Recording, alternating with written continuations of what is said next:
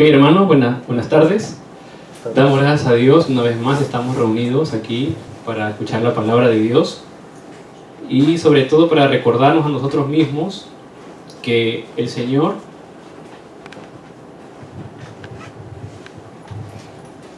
que Dios a nosotros nos ha dado el Evangelio correctamente a través de su palabra. Dios nos ha dado a nosotros el Evangelio correctamente a través de su palabra. Es muy importante que nosotros constantemente meditemos en esto. Padre Dios, nuestro Padre Dios nos ha dado el Evangelio correctamente a través de su palabra. ¿Amén? Amén. ¿Por qué nos ha dado el Evangelio correctamente a través de su palabra? Porque nosotros no tenemos otra opción que cogernos del Evangelio y la palabra de Dios para poder resolver el problema fundamental de Génesis 3, que es el problema de separación, el problema de pecado, el problema de maldición.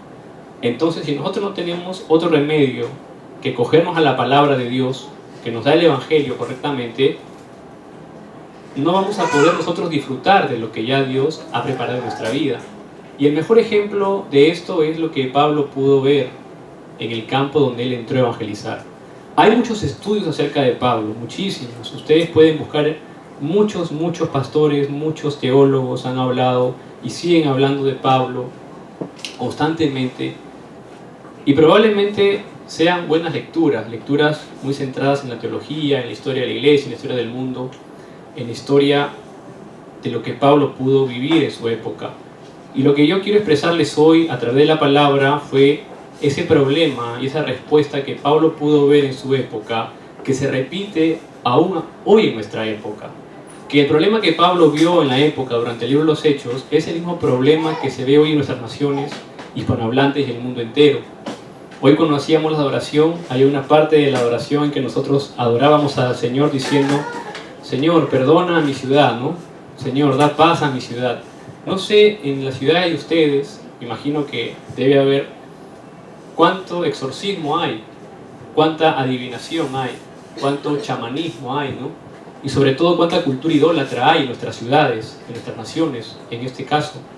Y ese problema del chamanismo, la adivinación, el exorcismo, la cultura idólatra, no es un problema actual, es un problema que viene de generación en generación de tiempos pasados.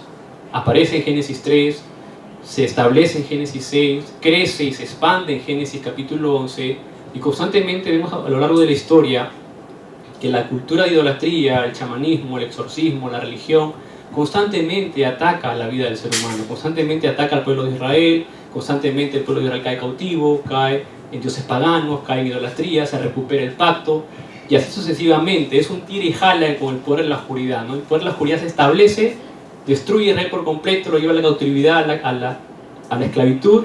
El Señor levanta remanentes como José, como Moisés, como Elías, como Eliseo, como Samuel, como Isaías, para restaurar el Evangelio, y otra vez vuelve a caer el pueblo de Israel en la idolatría, en la cautividad, en la esclavitud. Se cumple la promesa de Jesucristo en Mateo 1, 21, 23. El Señor viene a esta tierra, cumple su misión, muriendo en la cruz y resucitando el tercer día además. Pero constantemente vemos que aunque Jesucristo vino a este mundo para darnos salvación, esa corriente de oscuridad, esa corriente de chamanismo, esa corriente de adivinación, esa corriente de idolatría en la cultura oscura, continúa en el mundo aún. A pesar que Jesucristo resucita, Jesucristo dice que la palabra que asciende a los cielos en Génesis capítulo 1 es llevado por ángeles, ¿no? Y da la promesa: pero recibiréis poder cuando el Espíritu Santo haya llegado sobre vosotros. A pesar que Jesucristo establece el reino de Dios en este mundo, a pesar de eso, la corriente de oscuridad constantemente ataca a los pueblos del mundo entero. ¿Por qué? Porque el mundo, la tierra está en maldición. ¿Y cuál es ese problema fundamental? Es el problema de Génesis 3. Por eso Dios da el Evangelio correctamente, pero el problema, ¿qué cosa es? El problema es el creyente, el problema es la iglesia, que no toma el Evangelio como está escrito ya en la palabra de Dios. Entonces, un hombre como Pablo, que fue un hombre muy preparado, toma el Evangelio de acuerdo a la palabra de Dios. Pablo mira lo que está pasando en la historia del mundo, en la historia de la iglesia, y toma el Evangelio de acuerdo a la palabra de Dios. Los apóstoles, recordemos que eran hombres pescadores, toman el Evangelio de acuerdo a la palabra de Dios. Felipe, que fue usado grandemente en Samaria, no era ni un líder grande, ni un gran predicador, era un diácono de la iglesia, pero él entra a Samaria tomando el Evangelio de Jesucristo, tomando la palabra de Dios, y las obras se levantan en Samaria. Esteban de la misma forma, Esteban era un diácono, Esteban muere por el Evangelio. Esteban no hace gran cosa, simplemente, ¿qué hace? Toma la palabra de Dios y da la palabra de Dios, da el Evangelio de Jesucristo. Y es lo que Pablo hace en su tiempo. Recordemos que, acá hay algo bien interesante. Miren, en el Antiguo Testamento, ustedes saben que el Espíritu de Jehová estaba sobre los profetas, estaba sobre los sacerdotes y estaba sobre ¿qué? Sobre los reyes. Solamente esos tres ministerios eran que experimentaban el Espíritu de Jehová: los profetas, los sacerdotes y los reyes. Los profetas, ¿por qué experimentaban el Espíritu de Jehová? ¿Para qué? Para que puedan liderar al pueblo de Israel, para que puedan dar a conocer lo que Dios quería hacer en esa época. Los sacerdotes, ¿por qué tenían el Espíritu de Jehová? ¿Para qué? Para que puedan perdonar los pecados del pueblo, a través de la expiación, a través de los sacrificios de la sangre. Y los reyes, ¿por qué tenían el Espíritu de Jehová? ¿Para qué? Para tener victoria ante la fuerza de las tinieblas, ante los pueblos que querían conquistar a Israel, ¿no? Entonces, los profetas, sacerdotes y reyes experimentaron el poder de tener el Espíritu de Jehová, de escuchar la voz de Dios. Pero ya en el Nuevo Testamento, vemos que hay una promesa en Hechos 2:17, que dice la Escritura que derramaré de mi Espíritu sobre toda carne. ¿Qué está hablando esa promesa? Está hablando de la salvación. Está hablando de que a través de uno solo, a través de un camino, ese Espíritu de Jehová será derramado sobre toda carne. Y el que hace ese camino para que el Espíritu de Dios esté en nosotros, ¿quién es? Es Jesucristo. Entonces Jesucristo cumple estos tres ministerios en uno. Cumple el ministerio de verdadero profeta. ¿Por qué? Porque solamente Jesucristo nos lleva de regreso al Padre. Solamente Jesucristo, como dice Juan 14:6, Él es el camino, la verdad y la vida. Nadie viene al Padre sino por mí. Eso hace de Jesucristo el verdadero profeta. Así como los profetas del Antiguo Testamento lideraban al pueblo de Israel por el camino que Dios quería que ellos sigan, en el Nuevo Testamento, al cumplirse la palabra, Dios nos dice a nosotros, a la humanidad: hey, hijos, hay solamente un camino para que ustedes vuelvan a mí. Y ese camino es Jesús el Cristo, mi Hijo unigénito, dice el Señor. Solamente por Él podemos volver al Padre. El ministerio de Jesucristo como verdadero profeta. Ahora, Jesucristo también, al derramar su sangre por nosotros, al morir en la cruz del Calvario, Él, ¿qué pasa? Él nos quita el pecado original, Él nos quita el pecado fundamental. Recordemos en el Antiguo Testamento que los sacerdotes hacían la expiación, dicen que llevaban los animales más gordos, más robustos, más buenos, y daban sacrificio para perdonar el pecado del pueblo. Jesucristo derrama su sangre por nosotros en la cruz para perdonar nuestro pecado fundamental de Génesis 3. Para perdonar nuestro pecado fundamental de Génesis 3. Dice que somos limpios por la sangre de Jesucristo, desde la cabeza hasta los pies. Eso hace de Jesucristo el verdadero sacerdote. Solamente a través de la sangre de Jesucristo yo soy libre de la ley, del pecado y de la muerte. ¿Cuántos decimos amén a él? Romanos 8:2. Marcos 10:45, la Escritura dice que Jesucristo no vino para ser servido, sino para servirnos a nosotros y dar su vida en rescate por muchos. Entonces tenemos a Jesucristo como verdadero profeta. Tenemos a Jesucristo como verdadero sacerdote, porque Él nos dio la salvación. Por su sangre somos salvos. Y tenemos a Jesucristo como Rey, verdadero Rey de Reyes y Señor de Señores. Recordemos que en el Antiguo Testamento los reyes, por ejemplo un rey como David, tenía el Espíritu de Jehová con él para tener victoria frente a las fuerzas de las tinieblas, frente a las fuerzas de la oscuridad. Y no hay ninguna fuerza de oscuridad ni ningún ejército que pudo contra David, porque él tenía el Espíritu de Jehová. Era un rey que tenía el Espíritu de Jehová. ¿Qué nos enseña eso a lo largo de la Biblia? Que solamente a través de Jesucristo nosotros podemos quebrantar al maligno. Recordemos que la Biblia, en sus 66 libros, desde Génesis hasta el Apocalipsis, nos habla de un ser espiritual llamado Satanás o Diablo, que es la serpiente antigua, que es el dragón, que es el padre de mentira, el Leviatán. Él engañó a Adán y a Eva en Génesis 3 para cometer el pecado fundamental y quiere engañar aún hoy a nosotros y a nuestras generaciones para no conocer el evangelio correcto que el Señor pone en su palabra. Por esa razón Jesucristo, sabemos que Él es crucificado, sabemos que Él muere, sabemos que Él es sepultado, pero también sabemos que Jesucristo no quedó sepultado. Sabemos que Jesucristo resucitó de entre los muertos. ¿Cuántos creemos esta verdad? Entonces, si Jesucristo resucita entre los muertos, Él tiene la autoridad sobre la muerte. Él tiene la autoridad sobre Satanás. En Génesis 3:15, la simiente de Santa aplastará la cabeza de la serpiente. Es el poder de Jesucristo. En el Antiguo Testamento los reyes tenían el poder para quebrantar la fuerza de las tinieblas, los ejércitos que venían en contra de Jehová de los ejércitos. Jesucristo es el único y verdadero Rey, porque solamente en su nombre nosotros podemos vencer las obras de las tinieblas. Solamente en el nombre de Jesucristo podemos nosotros tener autoridad. ¿Para qué? Para quebrantar la fuerza de las tinieblas. ¿Dónde encontramos eso en la Biblia? En 1 de Juan 3:8. En 1 de Juan 3:8 dice: el que practica el pecado es del diablo, porque el diablo peca desde el principio. Para esto apareció el Hijo de Dios, para deshacer las obras del diablo. Entonces, Satanás no tiene miedo a nosotros. Satanás no tiene miedo a esta reunión que hacemos los domingos. Satanás no tiene miedo a la iglesia. Y hasta nos atreveríamos a decir que Satanás no tiene miedo a nuestras oraciones. Satanás, a quien teme realmente, es aquel hijo o hija de Dios que puede confesar que Jesús es el Cristo, el único Señor y Salvador. Amén. Ahí Satanás no tiene ningún poder sobre tu vida. Ahí toda la fuerza de la oscuridad se diluye. Entonces, ¿qué es lo que tengo que recordar todos los días de mi vida como hijo de Dios? Tengo que recordar que Jesucristo es mi verdadero profeta, que Jesucristo es mi verdadero sacerdote, que solamente Jesucristo es mi verdadero Rey de Reyes y Señor de Señores. Y cuando nosotros confesamos esas tres cosas y las conocemos, entonces toda la bendición llega sobre nuestra vida. Eso es lo que Pablo pudo entender cuando él conoció al Señor, cuando él pudo ver el Evangelio, cuando él pudo recibir el Evangelio. Pablo pudo entender que no había nada más hermoso, nada mejor que sujetarse a la palabra y que predicar a Jesús como el Cristo, el Hijo del Dios viviente, la solución a todos los problemas. Dice la Escritura que la primera aparición de Pablo es en Hechos 7:58. Cuando Esteban muere, dice que pone las ropas a los pies de un joven que se llamaba Saulo. Saulo de Tarso es Pablo. En Hechos 8, de 1 al 3, Saulo persigue a la iglesia. Saulo era un hombre malo, era un tipo malo, un tipo loco. Un tipo que iba a las casas donde estaban reunidos los cristianos y los sacaba arrastrando, dice la Escritura, para llevarlos a la cárcel. Él estaba en contra de la cristiandad, él estaba en contra de las personas que querían pronunciarse y querían proclamar el Evangelio. Los perseguía hasta la muerte, hasta pararlos y lapidarlos a piedrazos o a pedradas. ¿Para qué? Para que no se predique el Evangelio. Y los hombres de fe que murieron en esa época por el Evangelio no estaban buscando nada más que proclamar a Cristo a la sociedad, a la cultura. Aquellos hombres, aquellos mártires, aquellos héroes de la fe que proclamaron el Evangelio, nunca buscaron una posición dentro de la iglesia.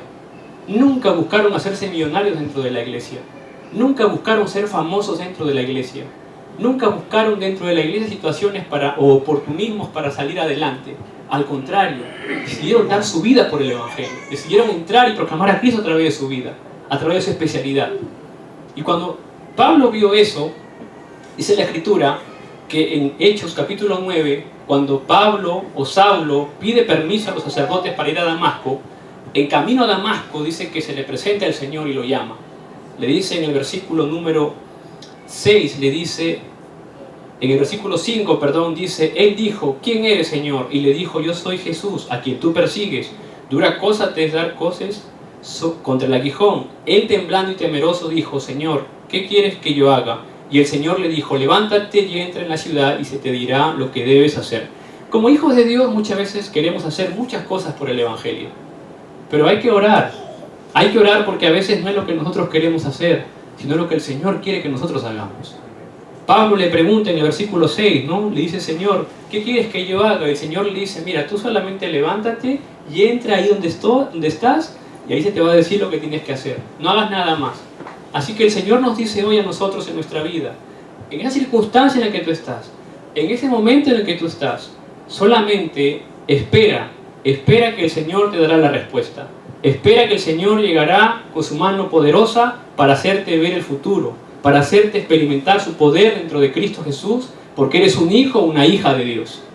Cuando entendemos eso, entonces podemos descansar en el Señor. Dice la Escritura más abajo que Pablo estuvo 3 días sin ver y no comió ni bebió. ¿Cuántos de nosotros hemos estado en esta situación? En situaciones en las que no queremos comer, en situaciones en las que no queremos ni siquiera dormir, en situaciones en las que no queremos comer nada. ¿Cuántos de nosotros? Seguramente si yo digo que levanten su mano, todos levantamos las manos, ¿verdad? ¿Sí? ¿Cuántos hemos estado en esa situación alguna vez? Que no quieren comer, que no quieren dormir, que no quieren tomar agua, ni siquiera nada. No, así, sin pena, de verdad. Yo también estaba en la situación. De repente por un mal, por una enfermedad, de repente por cansancio, de repente por una decepción amorosa, de repente por extrañar a la familia ya que estamos lejos todos nosotros, de repente porque, no sé, de repente pasó algo en casa. Por ejemplo, en mi caso, hace un tiempo atrás, a mí me ha tocado despedirme de muchos familiares sin poder verlos, y eso a mí me ha traído un pesar, ¿no? Momentos en donde no he podido comer, ni dormir, ni beber agua bien. No otra cosa, agua. Porque son situaciones en las que uno, pues, como ser humano, tiene esas consecuencias. Somos seres humanos, somos seres terrenales. Pero también la Escritura nos enseña qué hacer en ese momento. ¿Qué hacer cuando viene ese ataque o ese engaño, entre comillas, de Satanás, en donde perdemos la fuerza, donde perdemos pues las ganas de comer, las ganas de dormir? Dice la Escritura que el Señor manda a Ananías, ¿no? Manda a Ananías le dice, heme aquí, Señor. Este heme aquí me hace recordar a Isaías 6:8, cuando Isaías le pregunta al Señor, ¿quién irá? Y Isaías dice, heme aquí, Señor, ¿no? Y Ananías también aquí, el Señor lo manda a ver a Saulo. Y cuando Dios lo llama a Ananías le dice, heme aquí, Señor, aquí estoy listo. Y dice en el versículo 11, si lo leemos todos juntos, por favor, en el versículo Hechos 9:11, lo leemos juntos, por favor, me acompañan. La Escritura dice, ¿lo tenemos? Hechos 9:11, si podemos compartir, por favor, la Biblia, o tenemos nuestra Biblia en el teléfono, y estamos todos más con la tecnología a punta ahora, ¿ya? Leemos juntos. La Escritura dice, y el Señor le dijo, levántate y ve a la calle que se llama derecha y busca en casa de Judas a uno llamado Saulo de Tarso, porque aquí él ora. Esa es la respuesta de Pablo. Pablo no solamente estaba sin comer ni beber, sino que él estaba orando al Señor, estaba conversando con el Señor, estaba comunicando con el Señor. Entonces, cuando viene esa etapa en nuestra vida, en ese momento difícil donde no podemos comer ni beber por circunstancias de nuestra vida, X, la que nos esté pasando, puede ser, ya lo he dicho antes, una enfermedad, un cambio en nuestro organismo, de situaciones diferentes, pues tenemos un arma importante que es la oración. La oración es la comunión con Dios a través de Jesucristo.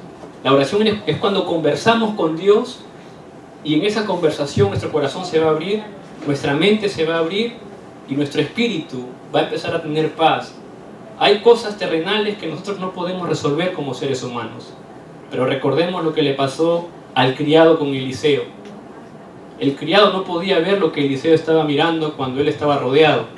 Habían carruajes de fuego cuidando a Eliseo, y Eliseo le dijo, Señor, mira, abre los ojos a mi criado para que él vea lo que yo puedo ver. Si yo hubiera sido criado de Eliseo así, de verdad, yo estuviera feliz, tranquilo. Estar con Eliseo en ese momento, pues estaba Jehová, el Espíritu de Jehová con él. Pero el criado tenía miedo y le dijo, Señor, mira, nos están rodeando. Y muchas veces nosotros vivimos nuestra vida de fe como el criado. A pesar que tenemos salvación, tenemos a Cristo, nos da miedo la circunstancia en la que estamos. Nos parecemos mucho al criado. Y el Señor dice que Eliseo oró y los ojos se le abrieron al criado y vio los carruajes de fuego que estaban rodeando a Eliseo, que nadie lo podía tocar. De esta misma forma el Señor obra a través de sus ángeles en nuestra vida hoy en día también, cuando oramos en el nombre de Jesucristo. Porque la oración es un arma, una ciencia espiritual. Lo que le pasó a Elías. Elías había tenido la gran evidencia de cortarle la cabeza a 850 profetas falsos de Baal. Había tenido victoria en el Monte Carmelo. Él había visto la respuesta del Señor llegar a su oración. Dice que Elías oró y el Señor consumió el altar que había hecho hasta el agua desapareció. Y después, más adelante, Elías se entera que Jezabel quiere matarlo y se muere de miedo Elías, porque era un hombre con pasiones humanas como nosotros. Y también vivimos muchas veces nuestra vida como Elías. A pesar que vemos respuestas, a pesar que vemos que el Señor está con nosotros, nos da miedo cuando viene un momento en el que no tenemos piso, en el que no sabemos para dónde va a ser, si es para la izquierda, si es para la derecha. Pero en ese momento el Señor nos dice, quédate quieto y ora en el nombre de Jesucristo. No importa que no puedas beber, no importa que no puedas comer, no importa que no puedas ver. Si lo crees, va a pasar porque Jesús es el Cristo, el Hijo del Dios viviente. Amén. Y nos sujetamos a esa verdad espiritual y empezamos a caminar. Pablo pudo ver eso, él pudo experimentar eso, a pesar que Ananías se asustó porque dijo, Señor, ¿cómo vas a llamar a Saulo? Saulo es el que nos ha perseguido, el que nos quiere matar, el que ha hecho desastres. Pero nunca es la voluntad del hombre, es la voluntad de Dios. Y Dios le dice a Ananías, mira, tranquilo, porque el Señor dijo, ve porque instrumento escogido me es este, para llevar mi nombre en presencia de los gentiles y de reyes y de los hijos de Israel. Y de esta misma forma, como Pablo fue llamado para ser instrumento escogido, de esa misma forma el Señor nos ha llamado a nosotros para ser instrumentos escogidos que podamos llevar el mensaje de la salvación y el mensaje de Cristo a nuestra familia, a nuestras ciudades y al campo hispanohablante. Si no creemos eso, vamos a dejar que nuestro campo se consuma dentro de ¿qué? Del chamanismo. En Hechos 13, acompáñenme a Hechos 13, por favor, acompáñenme a Hechos 13. En Hechos 13, cuando Bernabé y Saulo entran al campo misionero, vamos a ver el versículo 6. El versículo 6, la Escritura dice, Hechos 13,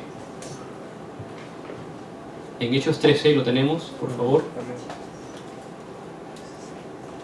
¿Lo tenemos? ¿Sí? Lo haremos juntos, dice, Hechos 13, versículo 6, dice, y habiendo atravesado toda la isla hasta Pafos, hallaron a cierto mago falso, profeta judío, llamado Barjesús. Y el 7 dice, que estaba con el procónsul Sergio Paulo, varón prudente, este llamando a Bernabé y a Saulo, deseaba oír la palabra de Dios. Pero Barjesús, dice la Escritura, le resistía Elimas, ¿no? El mago, pues así se traduce su nombre, procurando apartar de la fe al procónsul. Entonces Saulo, que también es Pablo, lleno del Espíritu Santo, fijando en él los ojos, dijo, oh, lleno de todo engaño y de toda maldad, hijo del diablo, enemigo de toda justicia, no cesarás de transformar los caminos rectos del Señor. Ahora, pues, he aquí la mano del Señor está contra ti, y serás ciego, y no verás el sol por algún tiempo. E inmediatamente cayeron sobre él oscuridad y tinieblas, y andando alrededor buscaba a quien le condujese de la mano. Entonces el procónsul, viendo lo que había sucedido, creyó, maravillado de la doctrina del Señor. Amén. ¿Qué nos enseña eso más allá de la predicación de Cristo? Nos enseña que el chamanismo que en esa época estaba sobre Barjesús es el mismo chamanismo que estaba en nuestros campos hispanohablantes. Es el mismo chamanismo que está en nuestras ciudades. Es el mismo chamanismo, es la misma obra de oscuridad que está obrando, que está engañando a la gente. ¿Cuánta gente va a un chamán para hacer la curación? ¿Cuánta gente va a un chamán para querer ver su futuro? ¿Cuánta gente va a un chamán para sanar una enfermedad? ¿Cuánta gente va a un chamán para hacer daño a una familia, para hacer daño a otra persona? Eso no viene de Dios. La Escritura nos dice aquí bíblicamente, es un campo. Pablo pudo ver el problema, pudo ver que hay un campo de oscuridad, y a ese campo de oscuridad Dios está llamando remanentes que podamos entrar para quebrantar eso con el nombre de Jesucristo, para poder compartir a Jesucristo, para poder proclamar a Cristo. Ese es el evangelismo. No vamos a ir en contra de los chamanes, al contrario, vamos a ir a predicar la palabra a los chamanes. Vamos a ir a compartir a Cristo a ese campo de chamanes. Yo recuerdo cuando al segundo año que llegué a Corea, me llevaron al campo de los chamanes. Aquí en Corea hay muchos adivinos y chamanes. Y entramos, y la señora, era una señora que era poseída por un demonio. Dice que cuando nosotros entramos, ella estaba hablando con el pastor que fuimos, dice que ella podía ver sobre nosotros una cruz. Y no tenía fuerza para poder hacer su ritual, para poder hacer lo que normalmente hace. Y nos pidió que nos fuésemos, que salgamos de su casa. Y aunque el pastor le predicó la palabra, le dio a Cristo, esta señora todavía tenía mucha resistencia. Y salimos. Es un campo real. Yo lo he visto con mis propios ojos aquí en Corea. Y ese problema que hay en Hechos 13, al que el Pablo se enfrentó, es el mismo problema que hay en nuestros países hoy en día. Nuestros países sufren a causa de ese problema fundamental de chamanismo. Yo he visto a mi familia en cierto momento participar de esto. ¿Por qué? Por ignorancia espiritual, por no conocer el Evangelio, por no conocer la palabra. Porque imagínense, no hay Evangelio y la gente quiere saber, la gente quiere estar libre de esa fuerza de oscuridad. Y no tiene más remedio que ir ahí. ¿Por qué? Porque está muerta espiritualmente. Pero cuando tenemos a Cristo podamos darnos cuenta, esta fuerza de oscuridad está trayendo desastre a este campo. ¿Cómo lo paramos? Proclamando a Cristo, predicando a Jesucristo, compartiendo el mensaje de la salvación. Ese es nuestro llamado el día de hoy. Esa es la comisión el día de hoy. Ese es el mandato el día de hoy celestial en nuestra vida. Pablo pudo ver eso y pudo compartir el Evangelio. Vamos a ir a Hechos 16. A Hechos 16. En Hechos 16, Pablo vuelve a entrar al campo. Ahora Pablo está en Filipo. Y en el campo vuelve a ver una realidad espiritual también. Una realidad espiritual muy cruel, muy fuerte, que hoy en día también vemos en nuestros países hispanohablantes y en el mundo entero. Vamos a Hechos 16:16. Hechos 16:16 dice la Escritura. ¿Lo tenemos? Lo leemos juntos. Dice: aconteció que mientras íbamos a la oración, nos salió al encuentro una muchacha que tenía espíritu de adivinación, la cual daba gran ganancia a sus amos adivinando. Esa realidad, esta muchacha con espíritu de adivinación, es una realidad actual también en nuestra sociedad. Es una realidad que podemos ver completamente. Hay un espíritu que no es el Espíritu Santo de Dios. Ya la Escritura nos dice: una muchacha que tenía espíritu de adivinación, la cual daba gran ganancia a sus amos adivinando. Entonces, ¿qué es lo que Pablo hizo frente a eso? Pablo, dice la Escritura, en el versículo 18, dijo: y esto lo hacía por muchos días, mas desagradando a Pablo, este se volvió y dijo al espíritu, no a la muchacha, no es culpa de la muchacha, no es culpa de las personas estar en ese estado espiritual. Ojo aquí, aquí la iglesia comete mucho error a veces diciendo, sí, esa señora, esa familia, ese lugar, como Natanael dijo, ¿no? De Nazaret puede salir algo bueno. Le dijo al mismo Jesús, no es la señora, no es el ser humano. Pablo entendió correctamente, no es la persona. No es la persona. ¿Por qué? Porque Pablo dijo al Espíritu, te mando en el nombre de Jesucristo que salgas de ella, y salió en aquella misma hora. Al Espíritu. ¿Por qué? Porque es nuestro espíritu que está bajo cautividad. Es el espíritu que está oprimido en Génesis 3. Es el espíritu que está muerto, que está separado. Entonces, ¿qué es lo que le da vida al espíritu? Jesucristo. 1 Corintios 3:16, el templo de Dios. Es el espíritu. Por eso nuestro espíritu que tiene vida. Nosotros somos personas que podamos dar vida a otras personas a través del Evangelio.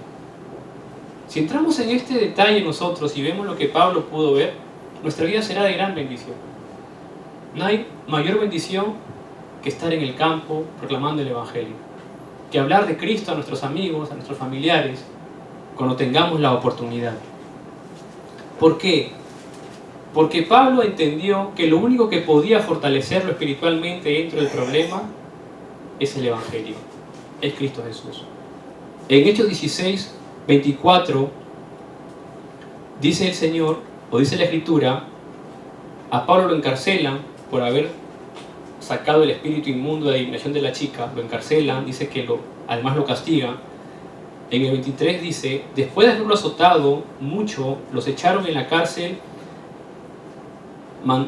mandando al carcelero que los guardase con seguridad, el cual recibió este mandato.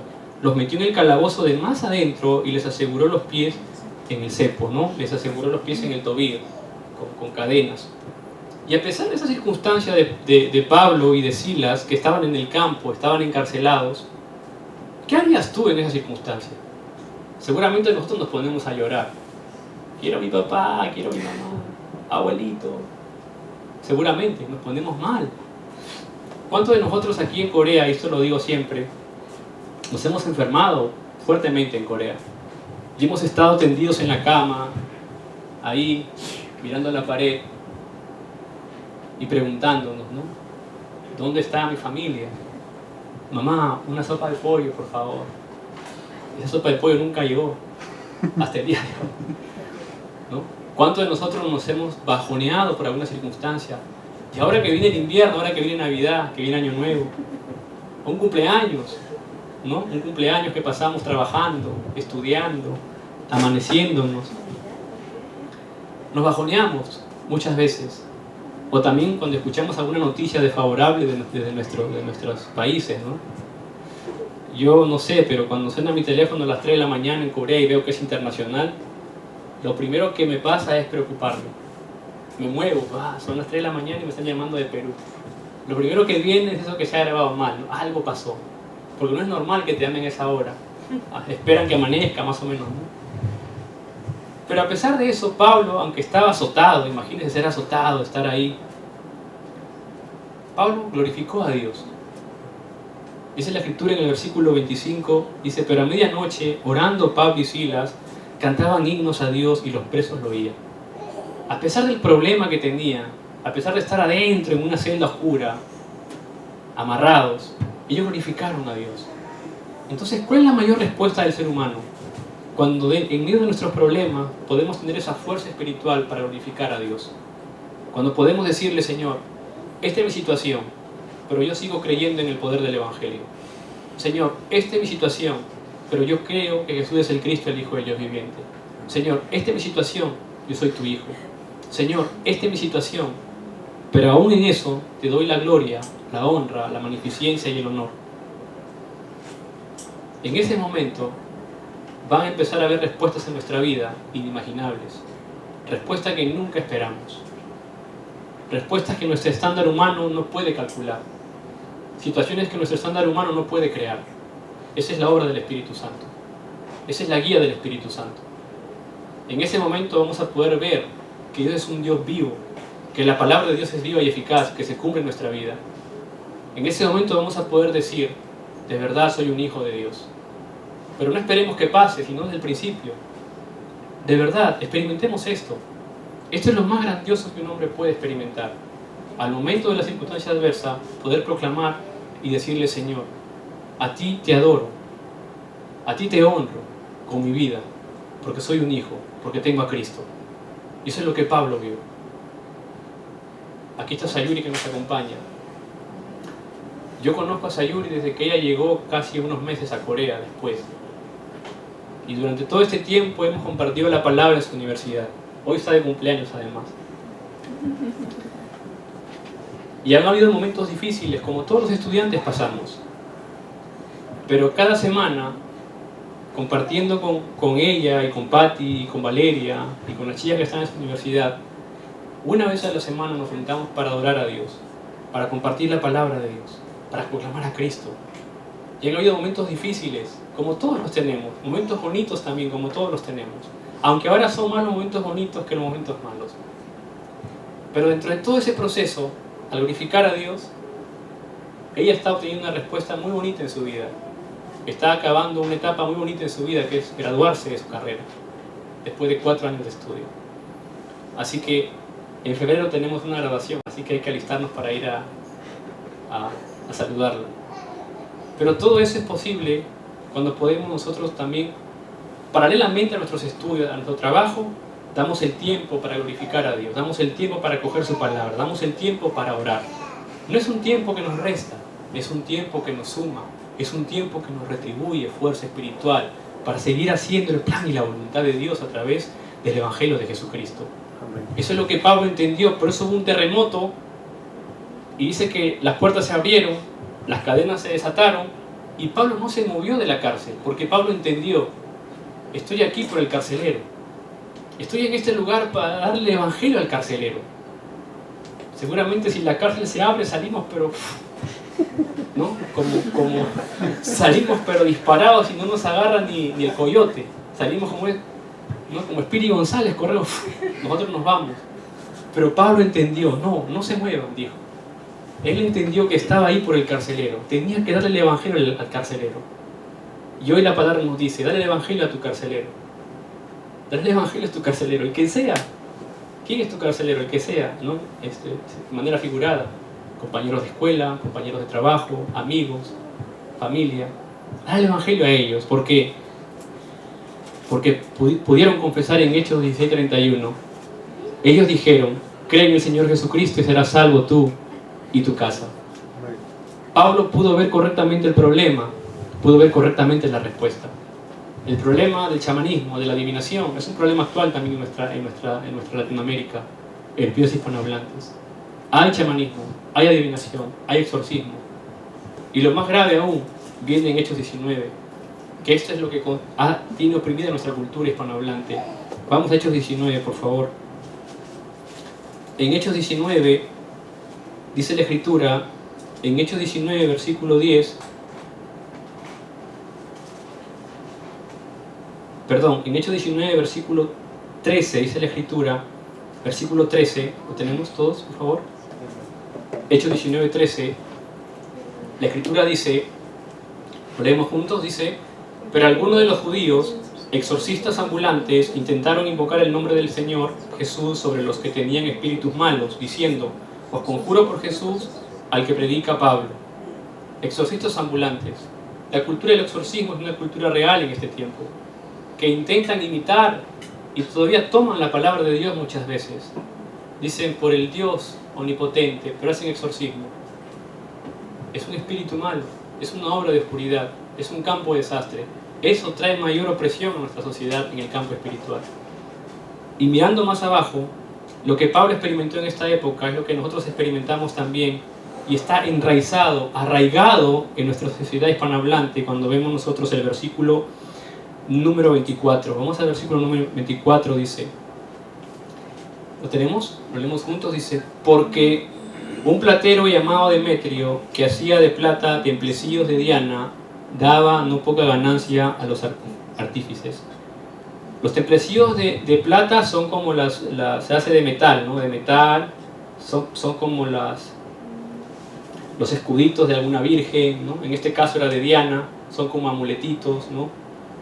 Más abajo dice en el 27, vamos a leer el 27, dice, y no solamente hay peligro de que nuestro negocio venga a desacreditarse, sino también que el templo de la gran diosa Diana sea estimado en nada y comience a ser destruida la majestad de aquella quien venera toda Asia y el mundo entero.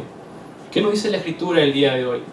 Que esa diosa Diana, a lo largo de la historia, representa a la Virgen María, a la Virgen de Guadalupe, a la Virgen X que hay en todos nuestros pueblos hispanohablantes. Esa diosa Diana, ¿qué nos enseña la palabra a través de esta parte? Es que hay una cultura de idolatría en nuestra sociedad, arraigada, constantemente, arraigada, que es difícil salir de eso. ¿Y por qué Demetrio y sus amigos querían matar y sacar a Pablo de la ciudad? Porque Pablo entró a anunciar el Evangelio de Cristo, que la salvación es por la gracia, que solamente Jesucristo es el Señor y Salvador. Y evidentemente, dice la Escritura, si nosotros vemos en Hechos 19:10, dice la Escritura, pero endureciéndose algunos y no creyendo, maldiciendo el camino delante de la multitud. 19:10 dice, así continuó por espacio de 2 años, de manera que todos los que habitaban en Asia, judíos y griegos, oyeron la palabra del Señor Jesús. ¿Por qué? Porque Pablo comenzó a hacer un movimiento de discípulos. El Evangelio se expandió en toda Asia en ese momento. Y en ese momento no había WhatsApp, no había Facebook, no había Twitter, no había Kakao, no había teléfono. ¿Qué más? ¿Qué más, chicos? Ayúdenme. Instagram, YouTube. ¿Qué más? Vimeo. Tumblr. ¿Ah? Tumblr. Ajá. ¿Qué más? No había nada de esas cosas. Pero el Evangelio se expandió en Asia. ¿Por qué? Porque Pablo hacía el movimiento del evangelismo. Es como, ¿no? Voy a poner un ejemplo, es un poco, bueno, este ejemplo no quisiera que nunca pase, pero es como que nosotros nos quedamos cómodos aquí en Corea. y hay un buen vivir, ¿no? Tenemos a Cristo, estamos estudiando, pero de pronto sale un comunicado. Todos los extranjeros que están en Corea tienen que evacuar Corea en 48 horas porque los norcoreanos están entrando.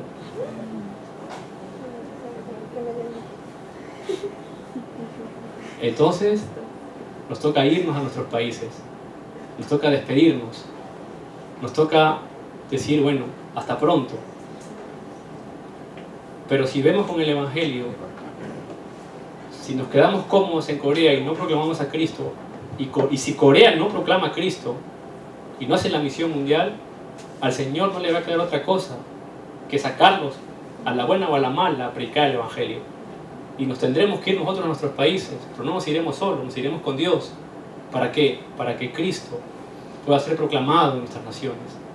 ¿Por qué? Porque Dios tiene preparado mucha gente que quiere conocer de la palabra del Señor, a pesar que está en el chamanismo, a pesar que está en la adivinación, a pesar que está en una cultura idólatra, por no saber, por no conocer el Evangelio. ¿Y dónde encontramos eso? Vamos a regresar a Hechos 13:48. Hechos 13:48. Hechos 13:48. ¿Lo tenemos? Hechos 13:48. La Escritura dice, ¿lo leemos juntos? Los gentiles, oyendo esto, se regocijaban y glorificaban la palabra del Señor, y creyeron todos los que estaban ordenados para la vida eterna.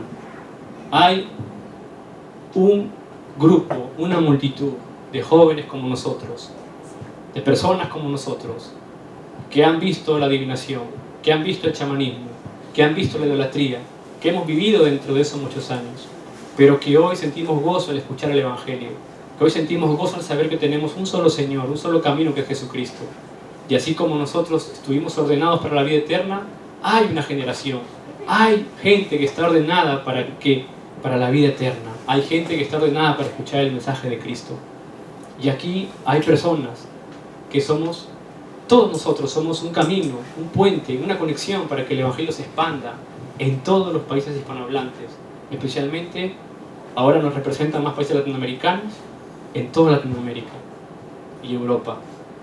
Así que recordemos siempre que no solamente es lo que pueda alcanzar físicamente, económicamente, profesionalmente, sino espiritualmente en mi vida de fe.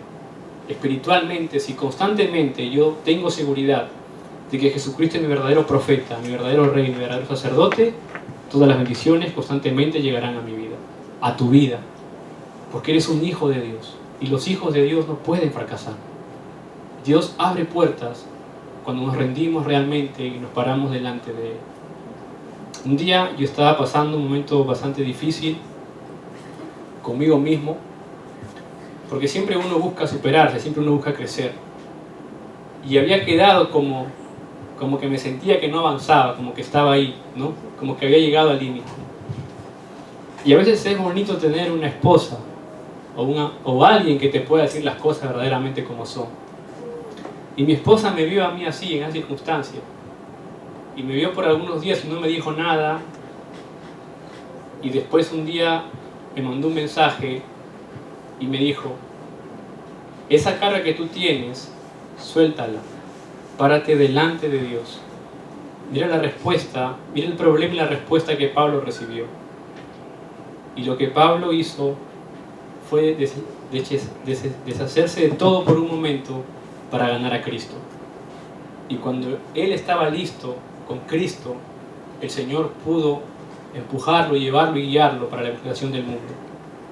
La historia dice que a Pablo le tomó 14 años empezar a hacer todo esto. 14 años de preparación, 14 años de mantenerse quieto. Dios tiene un horario para nosotros. Así que si hoy hay una carga, hay que entregársela a Dios, como hijo de Dios, porque Él sabe de qué necesidad tenemos nosotros. Él sabe hasta dónde vamos a llegar. Él sabe hasta qué. Mira, Él sabe el potencial que tú tienes. Dios sabe, pero hay que saber esperar. Hay que saber esperar, hay que saber orar, hay que saber preguntarle a Dios, y cuando encontremos esa respuesta y veamos que es por ese camino, pues por ahí entremos, porque ahí están todas las bendiciones. Así que esta semana No es el problema de mi familia el que me llevó a mí estar aquí donde estás. No es el problema de tu familia que te llevó aquí a estar donde estás. No le eches la culpa a nadie, ni a papá, ni a mamá, ni al novio que te dejó, ni a la novia que te dejó, ni al esposo que está fuera de casa o a la esposa que está fuera de casa. No es culpa de nadie. No es culpa de nadie. Ni siquiera de Dios. No es culpa de Dios. Es que Dios quiere hacer algo nuevo contigo a partir de hoy. Es que Dios quiere glorificarse a través de tu vida. Es que Dios quiere usarte a ti como un modelo para la evangelización del mundo. Un modelo dentro de tu especialidad. Un modelo dentro de la capacidad que tú tienes. No es culpa de nadie. No es culpa de nadie. Es Dios quien quiere moldear tu vida. Quien quiere moldear esa vasija preciosa que eres. Es Dios quien quiere realmente que tú experimentes su poder en oración a través de Jesucristo. Con estas palabras, que esta semana podamos ser de bendición para otras personas. Pablo se dio cuenta. Pablo no fue su culpa. Fue el engaño en que él estuvo sumergido. Cuando abrió sus ojos y tuvo el Evangelio, devolvió todo eso que había hecho con pasión por la evangelización.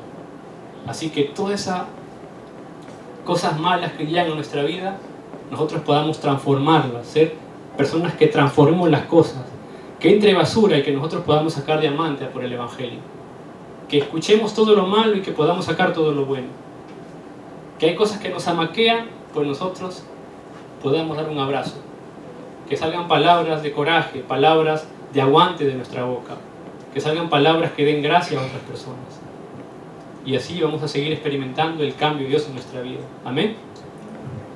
Y con esta palabra vamos a despedirnos para orar. Padre Dios, te damos las gracias, Señor, en el nombre de Jesucristo, por tu gracia. Señor, gracias por mostrarnos a través de la palabra el problema en el que nuestra sociedad se encuentra, que es el problema, Señor, de Hechos 13, Hechos 16, Hechos 19, que es el chamanismo, la adivinación, el exorcismo, la idolatría, Señor, en la cultura, y cómo, Señor, nos das como ejemplo a Pablo, que solamente a través del Evangelio de Jesucristo pudo quebrantar por completo toda esa cultura de chamanismo, de idolatría, de adivinación, Señor. Porque el nombre de Jesucristo es vida, porque el nombre de Jesucristo es poder, porque el nombre de Jesucristo es sanidad, y porque solo Jesús es el Cristo, el Hijo del Dios viviente, la solución a todos nuestros problemas. Gracias, Padre, por tu gracia. En el nombre de Jesucristo oramos. Amén.